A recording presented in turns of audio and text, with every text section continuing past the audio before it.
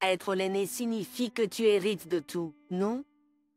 Tout le monde était sous le choc du commentaire de la femme de mon beau-frère. Elle avait toujours insisté sur l'importance d'être l'aîné, mais c'était trop. Elle avait toujours insisté sur l'importance d'être l'aîné, mais c'était trop.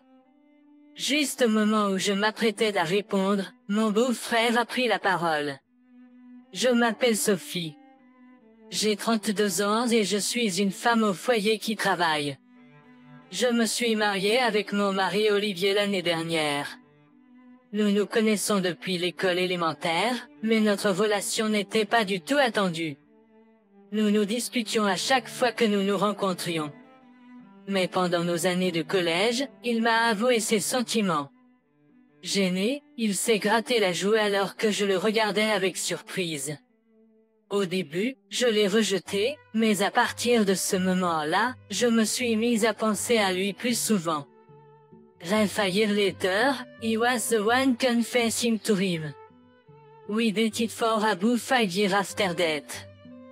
Quand nous sommes allés annoncer notre mariage à ses parents, j'ai été chaleureusement accueillie. Mon Dieu, vous devez être Sophie. Olivier m'a tellement parlé de vous. C'est un tel plaisir de vous rencontrer enfin aujourd'hui. Olivier m'a dit que vous étiez son premier amour. Nous sommes ravis de vous accueillir dans notre famille. Bien que j'ai été heureuse d'entendre cela de mes beaux-parents, Olivier avait l'air confus à mes côtés, son secret étant révélé. Le fait que je sois son premier amour était une nouvelle pour moi. Cette pensée me faisait me sentir chatouilleuse et heureuse. Je lui ai chuchoté cela à l'oreille, et il a rougi de gêne. La réunion s'est terminée de manière positive. Moi, j'ai un frère qui est déjà marié. Nous avions prévu de les rencontrer vers la fin de l'année, alors nous nous sommes dirigés vers la maison. Quelques jours plus tard, alors que nous cherchions notre nouvelle maison après le mariage, le téléphone d'Olivier a sonné. C'était de ma belle-mère. Votre père a eu un accident de voiture. Il est à l'hôpital avec une blessure à la jambe. Le médecin dit qu'il pourrait y avoir des effets durables.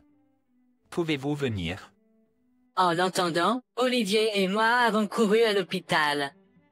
Jacques était assis seul sur une chaise dans le couloir. Maman, comment va papa? Qu'est-ce que cela signifie, des effets durables? Olivier, et toi aussi, Sophie, merci d'être venue. Apparemment, ton père a protégé un enfant qui a couru dans la rue et a été heurté par une moto. J'ai serré ma mère en loup tremblante dans mes bras, ne sachant pas quoi faire d'autre. Sa vie n'est pas en danger, mais il a cassé son fémur. Compte tenu de son âge, même avec de la rééducation, nous ne pouvons pas garantir qu'il pourra à nouveau marcher. Vous devriez vous préparer à cette éventualité. Nous étions tous en voie. Mon beau-père est un homme actif. Même dans ses 60 ans, il est passionné par ses passe-temps, jouant au basketball, au volleyball et au ski. L'idée qu'il ne puisse plus rien faire de tout cela était dévastatrice. Ma belle-mère avait l'air complètement abattue. Cependant, quand mon beau-père s'est réveillé, il était différent. Quand nous lui avons dit à propos de sa jambe, il a ri de ça. Ah. Si mes jambes vont aider à sauver un enfant, alors ça en vaut la peine. Je ne perdrai peut-être pas complètement la capacité de marcher. Même si c'est le cas, j'y ferai face alors. Je peux encore concourir dans un fauteuil roulant, tu sais. Je suis juste heureux d'être en vie. Je le jure, tu es un cas unique. Mais tu as raison, c'est une bénédiction que tu sois en vie. Le visage de ma belle-mère s'est adouci, inondant la salle d'hôpital de rire. À ce moment-là, la porte s'est ouverte et une femme habillée de façon extravagante est entrée. Derrière elle, un homme avec 3 enfants à sa suite est également entré dans la pièce. En voyant mon beau-père, l'homme a poussé un soupir de soulagement. Oh, Benjamin, tu es venu, et tu as aussi apporté Émilie, merci. L'homme appelé Benjamin était mon beau-frère. Mon mari ressemble à ma belle-mère, mais mon beau-frère ressemble plus à son père. Quand il nous a remarqués, il a hoché la tête et a présenté ses enfants. Les enfants nous ont salués un par un. Je leur ai rendu leur salut, et l'atmosphère de la pièce est devenue agréable. Je suis contente que tu sois en sécurité, père, Phil. Mais tu ne peux plus utiliser ta jambe, n'est-ce pas? Nous ne pouvons pas nous occuper de toi, nous avons des enfants. Alors vivre ensemble, c'est hors de question. Tu n'as pas l'intention d'imposer cela parce qu'il est ton fils aîné, n'est-ce pas? Nerveusement, ma surfrère Emily a lâché sa bombe à la décontraction. L'atmosphère détendue de la pièce s'est soudainement chargée de tension. Écoute, Emily, ne t'inquiète pas. Je n'ai aucune intention de vivre avec vous. Je vais bien et je vais aller dans un établissement quand le moment sera venu. Mais attends, ne vont-ils pas nous facturer cela? Parce que, tu sais, nous sommes la famille de l'aîné. Nous devons également penser à l'éducation des enfants, n'est-ce pas, Benoît? Aux commentaires grossiers d'Emily, même mon beau-frère Benoît semblait perdu, hochant la tête d'un air mal à l'aise. Ma belle-mère était visiblement en colère. Salut Émilie, ravie de vous rencontrer. Je suis Sophie, l'épouse d'Olivier. Laissez-moi gérer la situation avec ma belle-mère. Je travaille principalement à domicile, donc si elle reste avec nous, les soins ne seront pas un problème. Nous ne vous facturerons pas juste parce que vous êtes la famille de l'aîné. Oh, vraiment. Quel soulagement. Ravi de vous rencontrer. Satisfaite, Emily a annoncé qu'il était temps de se rendre à son rendez-vous au salon et est partie. Benoît est parti de la chambre d'hôpital, emmenant les enfants avec lui pour suivre Emily. Qu'est-ce qu'il y a avec Émilie? Elle est incroyablement grossière. Oui, elle est apparue il y a environ 10 ans, déjà enceinte, et mon frère l'a épousée peu de temps après.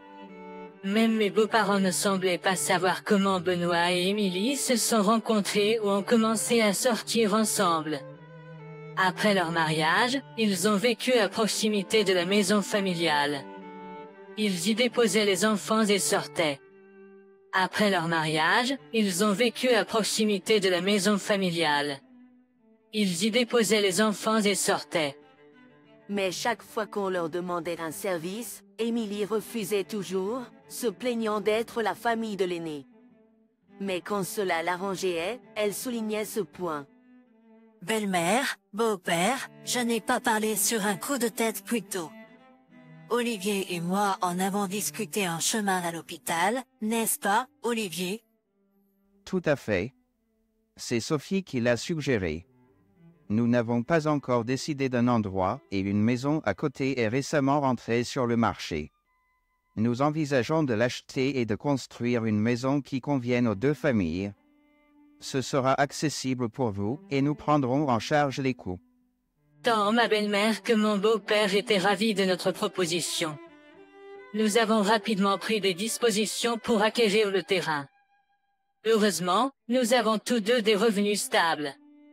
Nous avons donc facilement passé le contrôle financier. Peu de temps après, nous avons commencé à planifier la démolition de la maison existante et la construction d'une nouvelle maison à deux familles. J'ai suggéré un design où nous partageons la cuisine et les installations d'eau. Cependant, ma belle-mère a eu quelques réserves. Si nous faisons cela, vendre la maison plus tard pourrait être un casse-tête, ou du moins je l'ai entendu dire. Quand nous ne serons plus là, vous n'aurez pas besoin des deux parties de la maison, N. Est-ce pas? Il vaut mieux avoir l'option de la louer. Je contribuerai financièrement, moitié de la compte et moitié du solde du prêt hypothécaire. Mettez-le sous les deux noms d'Olivier et Sophie. Olivier l'héritera après nous de toute façon, alors cela a du sens de le garder aux deux noms. De cette façon, ce ne sera pas une partie de tout problème de succession. De cette façon, ce ne sera pas une partie de tout problème de succession. Reconnaissant la pensée de ma belle-mère, nous avons décidé de construire un duplex entièrement séparé. Pendant sa construction, nous avons séjourné dans un canne d'eau accessible. Vivre avec les belles parents a été étonnamment sans stress et chaque jour était agréable. Écoute, Mille, est-ce que ce n'est pas un peu trop? La maison est un duplex entièrement séparé, non? J'ai envisagé la même chose. Regarde, la famille de Benjamin héritera de la maison familiale, non? Alors, c'est évident que nous devrions y habiter dès le début. Et 5 chambres pour seulement Olivier et Sophie, c'est excessif. Nous avons 3 enfants, et ça serait juste pour nous. Notre endroit actuel est trop exigu. Donc, nous prendrons le côté gauche et Mille peut avoir le côté droit. De quoi parles-tu? Olivier et Sophie construisent cela pour nous. Nous n'avons aucun plan pour vivre avec vous maintenant ou à l'avenir. Vous ne pouvez pas gérer les tâches de soins non plus. L'explication de ma belle-mère n'a pas semblé satisfaire l'épouse de mon beau-frère. Manifestant son insatisfaction, l'épouse de mon beau-frère a commencé à exprimer ses pensées. Par le côté gauche, l'épouse de mon beau-frère voulait dire la partie où nous étions censés habiter. Nous avions prévu la possibilité de besoin de soins à temps plein à l'avenir, donc le rez-de-chaussée avait 3 chambres, avec 2 autres chambres à l'étage supérieur. Le rez-de-chaussée était pour les invités et les belles parents, et nous étions tous d'accord avec cette disposition. Pourtant, l'épouse de mon beau-frère a supposé qu'il l'utiliserait. Si vous allez y habiter, vous couvrirez tous les coûts de construction, non? Et vous vous occuperez également des soins? C'était notre plan lorsque nous l'avons construit. De quoi parles-tu? Tout le monde est censé être du côté droit, non? Si des soins sont impliqués, la cohabitation est indispensable. Nous vivons déjà en harmonie, non? Alors gardons-le ainsi. Nous n'aurons rien à payer. Émilie a continué de rêver tout haut. Dans son monde de rêve, sa famille économise sur le loyer et vit dans une grande maison, heureuse comme jamais. Pour les beaux-parents et nous, les soins deviennent plus faciles et nous voyons régulièrement les enfants de la femme de mon frère en larmes. Régulièrement, ce qui rend tout le monde heureux. Dans sa tête, nous le devons à ma belle-sœur, qui a fait une proposition gagnant-gagnant. Mon beau-père avait écouté silencieusement tout ce temps, mais il a maintenant demandé à ma belle-mère d'aller chercher quelque chose dans un tiroir. En suivant ses instructions, ma belle-mère a sorti une enveloppe épaisse et une seule feuille de papier. Dans cette enveloppe se trouvent 500 000 $. C'est pour vous deux. En retour, ne nous contactez plus jamais. Et Benoît, signez ce document. Notre héritage entier ira à Olivier. Tout le monde a absorbé les mots de mon beau-père. Mon frère en là avait l'air choqué. Ma belle-mère semblait avoir été au courant de ce plan depuis le début. La pièce est restée silencieuse pendant un instant. Mais c'est le fils aîné. L'aîné n'a-t-il pas droit à tout? Tout le monde était stupéfait par son audace. Juste au moment où je m'apprêtais à répliquer, mon frère en là a coupé la parole. Très bien. Nous ne vous couperons pas complètement, mais nous devrions avoir un contact minimal. Tenez, mettez ceci dans l'enveloppe à la place. C'est un chèque de 100 000 $. Considérez-le comme un cadeau d'adieu pour vous aider à commencer une nouvelle vie.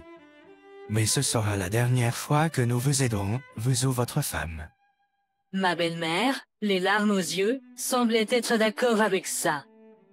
Pendant un instant, ma belle-sœur avait l'air stupéfaite, mais elle a vite repris ses esprits et a commencé à crier. Qui pensez-vous être? D'accord, divorçons, mais vous devrez payer une pension alimentaire au tribunal. Mon beau-frère a dit, en sortant une enveloppe d'un grand sac. Elle contenait une photo de ma surcie avec un autre homme, main dans la main, entrant dans un hôtel. Son visage est devenu pâle à la vue de ça. Quoi? Tu lui as dit? Tu ruines mon nouveau départ. Quoi? Tout le monde ne profite-t-il pas de m'embêter? Je ne te pardonnerai pas de gâcher mon engagement. Face à la colère soudaine de sa femme, mon beau-frère lui a remis les papiers du divorce. Si tu es si désespéré pour un divorce, d'accord. Mais ne viens pas t'excuser plus tard. Vis avec ton regret. Avec ça, ma belle-sœur a signé les papiers du divorce et est partie de la maison. Mon mari a réconforté son frère désolé et m'a regardé. Nous aimons également nos petits-enfants. Nous prévoyons d'aider avec les enfants. Exactement. Pour être honnête, nous avons pris notre décision en pensant que vous et Emily étiez sur la même longueur d'onde, mais nous voyons maintenant que vous ne l'êtes pas. Oui, j'ai réfléchi, peut-être que nous n'avons pas besoin d'aller aussi loin que de vous déshériter. À ce moment-là, mon beau-frère a secoué la tête.